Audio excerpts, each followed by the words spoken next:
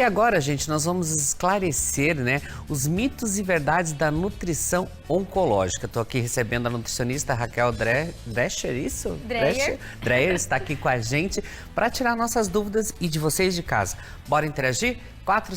45-9925-4747. Boa tarde, bem-vinda. Tudo bem? Feliz 2024. Bem-vindo. Obrigado para nós, né, Raquel? Bom, Raquel, vamos começar já tirando uma dúvida aqui, ó. Eu queria saber se é mito ou verdade que se tomar leite durante o tratamento oncológico, se pode ou não pode. O que acontece? Pode. Pode. Muita gente fala, isso é mito, que não pode é mito. Muita gente fala que não pode porque o leite é inflamatório. Na verdade, o leite ele é inflamatório para quem tem intolerância à lactose ou para quem tem alergia à proteína do leite. Então, se você não tem nenhuma dessas condições, pode sim fazer uso. É claro que, por exemplo, se o paciente não gosta de tomar leite, ele quer alguma outra opção, então sim, ele pode trocar por outras fontes de cálcio. Mas, via de regra, não é proibido, não. Então, tá liberado, gente. Tá liberado. Tá liberado. Outra coisa, é verdade que o açúcar, ele alimenta o câncer, tem que tentar evitar ou não? Na verdade, assim, ó, açúcar faz mal para todo mundo, mas isso de que ele alimenta o câncer é mito também. Na verdade, a célula tumoral é uma célula programada para não morrer. Então, não é tão simples assim a gente matar uma célula, limitando então a oferta de açúcar dela. E também a gente tem que lembrar, Mauro, que quando eu falo, por exemplo, de comer pão, batata, mandioca, tudo isso vira açúcar no final, não é só o açúcar de mesa. Então, o açúcar não é proibido, ele tem que sim entrar com moderação na sua dieta, como para qualquer outra pessoa. Tem que ter o cuidado ali, né? O equilíbrio. O shot para aumentar a imunidade durante o tratamento, tem alguma coisa? Dá para fazer alguma coisa? Esse é polêmico, né? Porque o shot é um tanto quanto comum hoje muitas pessoas fazerem. Então, o que eu digo? Se você tem o hábito de fazer, ok, né? Pode continuar. E aí você pode usar, por exemplo, limão, própolis verde, gengibre, cúrcuma, pimenta, glutamina, enfim, tem várias receitinhas que o pessoal usa.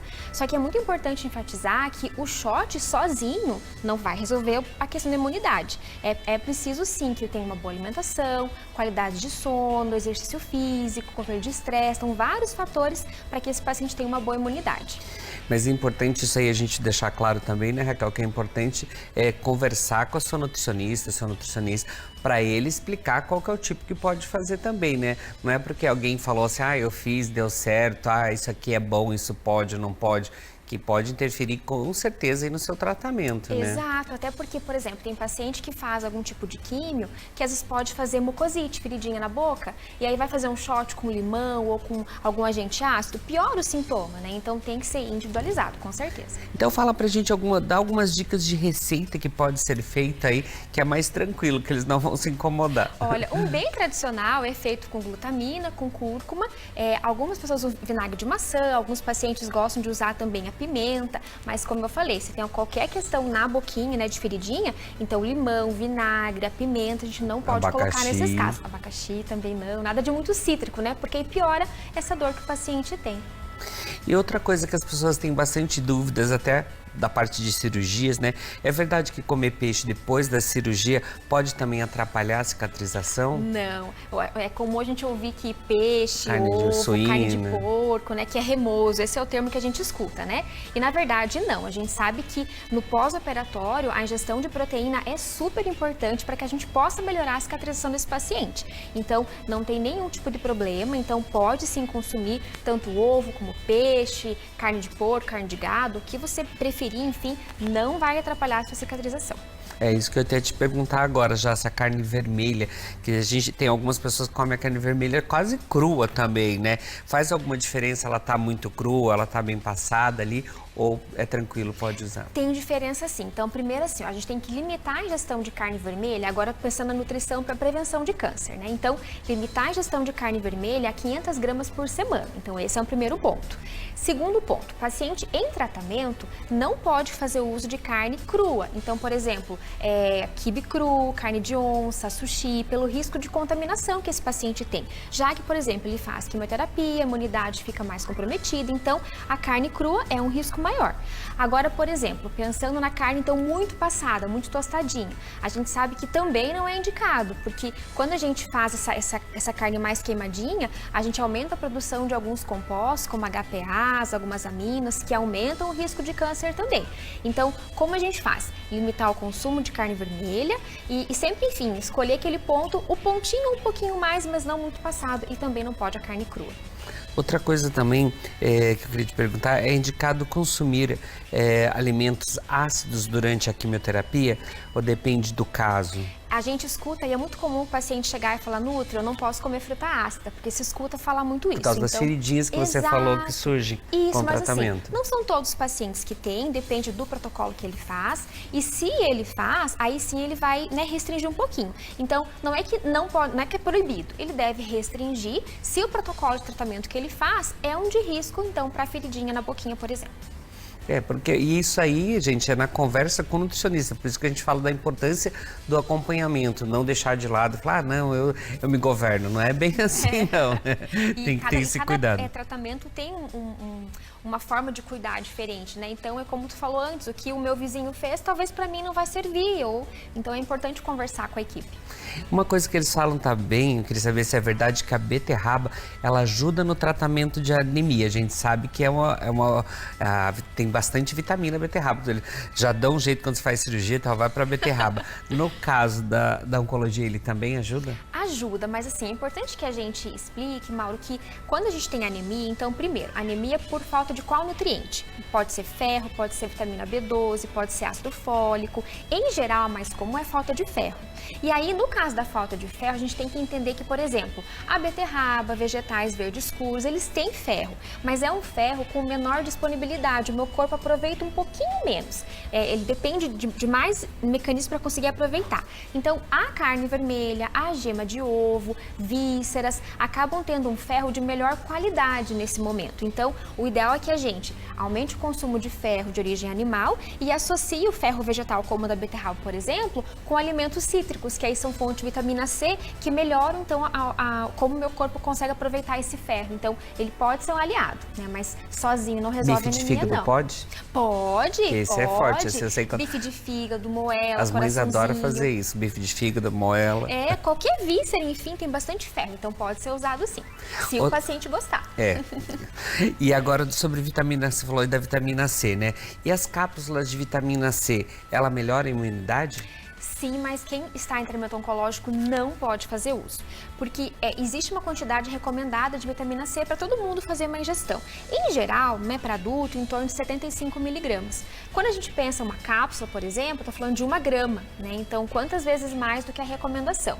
Então, Raquel, mas estou comendo mais, então o benefício vai ser maior. Sim, mas acontece que o paciente em tratamento de químio, de rádio, ele não pode fazer uso de antioxidantes em quantidade acima do recomendado, porque isso reduz a eficácia do tratamento.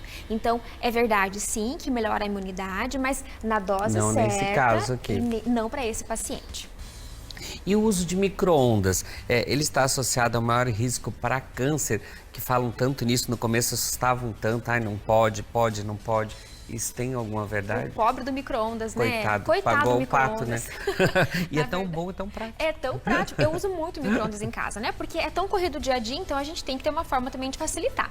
Então, o micro-ondas não causa câncer. A radiação que ele usa, né, para aquecer os alimentos, ela fica protegida, então ela não sai, não chega no alimento, então não tem nenhum risco de usar. O que a gente tem que cuidar, entretanto, é no recipiente que você vai levar ao micro-ondas. Plástico, jamais no micro-ondas, né? Então, sempre vidro, que aí você diminui a produção de bisfenol, que é um outro composto que tem alguns malefícios à saúde. E aqueles plásticos que são recomendados, que está escrito que pode? Esses pode? Esses ok. Não é qualquer plástico, alumínio nem pensar. Nem pensar. Esse explode. Exatamente, é perigoso. Então tem que cuidar. Agora, sempre vem novidades, né? Então esse cogumelo do sol, graviola, o noni, eles curam câncer, é bom usar isso? Não pode usar. Na verdade, assim, eu sempre quando o paciente vem, a gente tem que conversar, porque por ser natural, então, né, o noni, que é uma fruta, o suco, o chá da folha de graviola, o cogumelo do sol, não se tem muito medo de usar. Só que, na verdade, a gente sabe que eles têm um risco muito grande de causar toxicidade para o fígado e para o rim. Então, ao invés de ajudar, vai atrapalhar esse paciente. Então, a gente não pode usar durante o tratamento. Graviola, se você quiser pegar a fruta e fazer o suco, ok, mas o chá da fruta não pode. E o cogumelo do sol, nem chá, nem cápsula, assim como o noni, não são indicados. Então tem que ficar atento a isso aí e acompanhar. Mas assim, Raquel, a alimentação é a mesma de todos os pacientes em tratamento oncológico ou ela muda? Porque a gente sabe que tem farmácias especializadas só em alimentos para quem está fazendo o tratamento oncológico. São vários produtos ali que pode ser usado. Muda então de um paciente para outro? Muda, porque assim, ó, quando a gente fala em câncer, a gente está falando de uma doença que tem mais de 100 tipos de manifestação. Então, por exemplo, 2 mulheres com câncer de estômago, elas podem ter diferentes tipos e fazer diferentes tipos de tratamento. E então, a depender do tratamento que ela faz, ela pode ter uma restrição ou indicação de usar um suplemento. E também vai muito assim de como esse paciente reage ao tratamento. Tem paciente que faz, 2 pacientes que fazem o mesmo tipo de tratamento e que, por exemplo, um tem um pouquinho mais de dificuldade para comer porque fica com falta de apetite, fica nauseado e o outro vai super bem. Então, talvez alguns usem alguns suplementos e outros não precisem. Então, por isso que é de novo importante conversar com o profissional para entender como é o seu caso, né? O que você precisa para que de fato você invista nisso. E essa alimentação, Raquel, ela é diferenciada mesmo? Ou eles podem comer arroz, feijão ou fritas, essas coisas comuns que eles faziam antes? Ou muda muito essa alimentação? Não, ele pode comer de tudo, na verdade, né? O que a gente fala de restrição, por exemplo, alimentos crus, como eu falei, de carne, as frutas e vegetais, sempre bem higienizados, mas arroz, feijão, mandioca, batata, né? Tomar o leite, enfim, tomar café, que tem muita gente que tem medo de tomar café, não tem nenhum problema. Então, o que a gente faz é ajustar para os efeitos colaterais que esse paciente pode apresentar em razão do tratamento que ele faz e pensando, então, no manejo para prevenir que ele tenha uma intoxicação, alguma questão assim, porque a imunidade fica mais baixinha também, mas salvo isso se alimenta normalmente. É até isso que eu ia te perguntar, porque eu vi que várias vezes durante a nossa entrevista você fala da imunidade, que ela cai bastante. Sim. Isso seria por causa da quimioterapia, radioterapia, essas terapias que são feitas para oncologia? Isso, como forma de tratar, é porque algumas medicações, elas não são seletivas, então eu digo, para os pacientes eu explico, ela não consegue matar só a célulazinha doente, ela vai matando todas as células de rápida proliferação, e aí a gente está falando então das célulazinhas de defesa. Então esse paciente, ele vai passar por períodos que a imunidade vai ficar mais baixinha, isso é esperado durante o tratamento. A gente pode usar alguns aliados para que não caia tanto a imunidade, para que elas recuperem mais rápido, como por exemplo, eu posso usar o extrato de própolis verde, eu posso usar o ômega 3, eu posso usar lactoferrina, mas tudo para cada paciente, né? Então, é importante entender que isso faz parte do tratamento. Outra coisa, até para a gente encerrar aqui, eu fiquei na dúvida, assim, todo paciente, ele precisa tomar algum suplemento durante esse tratamento, até para dar um up ali, ou para essa falta de alguns nutrientes, ele precisa ou não? Não. Só o acompanhamento. Tem paciente que acompanha, que consegue se manter super bem com a alimentação. E alguns têm uma demanda um pouquinho maior e vão tomar algum tipo de suplemento. Seja hipercalórico, hiperproteico, para imunidade, né? Mas aí depende de cada caso. E isso aqui você vai descobrindo, Raquel, através de exames de sangue, como que você vai percebendo o que está faltando para cada paciente ali? A gente avalia exames de sangue, né, como eu trabalho há muito tempo na oncologia, então a gente sabe para cada tipo de tratamento o que é mais esperado que aconteça, a gente já fica de olho em sinais e sintomas, exame de sangue, exame físico e na conversa com o paciente, né? Eu sempre digo, conversar com o paciente e pedir para que o paciente fale tudo que ele está sentindo é a melhor forma de poder ajudá-lo. É isso aí. A melhor forma de ajudar é você procurar o especialista certo, conversar, trocar uma ideia, para ter um sucesso aí no tratamento, que a gente sabe que tem tratamento e dá resultado. Graças a Deus. Gratidão. Obrigada, Raquel. Obrigada. Bom retorno aí pro consultório. E se você quer saber mais também sobre os cuidados, pode interagir com a gente, pode mandar e-mail, o que vocês querem que a Raquel venha aqui falar pra gente. Eu tenho o Insta dela ali também, pode interagir com ela, que com certeza ela volta aqui para tirar nossas dúvidas. Obrigado. Obrigada. E olha só, gente, controlar os conteúdos